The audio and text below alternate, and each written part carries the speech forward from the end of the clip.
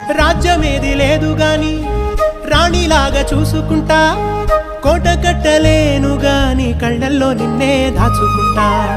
రాత ఎట్లా రాసి ఉన్నా ఆ మార్చి నీతో రాసుకుంటా. స్వర్గమంటూ ఉన్నదంటే అది నీతోనే ప్రతిరోజు పంచుకుంటా.